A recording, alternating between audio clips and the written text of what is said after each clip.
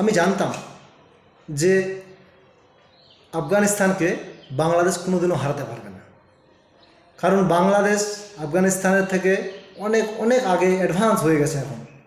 কারণ আফগানিস্তান অস্ট্রেলিয়ার মতো টিমকে হার দিচ্ছে, আর বাংলাদেশ তো ওদের কাছে কিছুই না।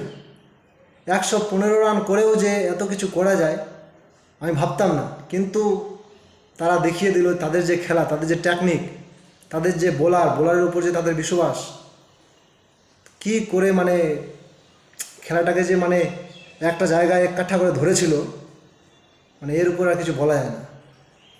তাই বলছি, বাংলাদেশের যত ইউটিউবার আছে সবাইকে বলছি, কিছু বলার আগে, কমেন্ট করার আগে দেখে শুনে বলবা।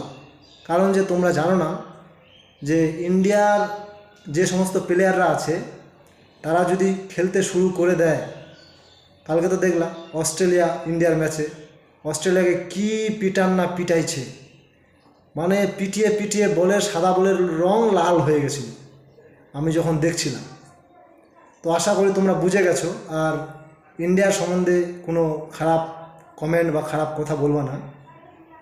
কিছুদিন আগে যখন আমাদের বিশ্বকাপ চলছিল, তখন কিছু কিছু ইউটিউবার, কিছু কিছু বাংলাদেশের ফ্যানরা বলছিল যে ইন্ডিয়ার বিরুদ্ধে যদি কোনো কলা গাছকে দাঁড় করে দেওয়া যায় তারা কলা গাছে সাপোর্ট করবে। কিন্তু দেখো সেই মানুষগুলা এত মানে নিচু, ওদের যে সোচ, মানে এত খারাপ চিন্তাভাবনা, তারা যখন দেখলো যে ইন্ডিয়া যদি অস্ট্রেলিয়াকে হারিয়ে দেয় তাহলে ওরা চান্স পাচ্ছে, তখন গিরগিটির মতো রং পাল্টে নিল। তখন কি হয়ে গেল, তখন বলছে হ্যাঁ ইন্ডিয়া তো আমাদের প্রতিবেশী দেশ, ভাই দেশ, বন্ধু দেশ। আদেও না, ওরা হচ্ছে বাংলাদেশিরা মানে সুযোগ বুঝে থাকে যে কোনখানে কীরকম মানে কি হয়ে ঢুকতে হবে আর কি হয়ে বেরোতে হবে। তো সকল বন্ধুদেরকে বলছি আর সকল বাংলাদেশ ভাই বন্ধুদের বলছি, তোমাদের যে ক্রিকেটের বর্তমানে যে সিচুয়েশন সেটাকে ঠিক করো। আর ইউটিউবাররা যেগুলো আছে, যারা যে বড় বড় কথা বলছিল, তাদের তো লজ্জা করা উচিত। আর ইউটিউব থেকে বের হয়ে যাওয়া উচিত, যে আমি ইউটিউব করছি।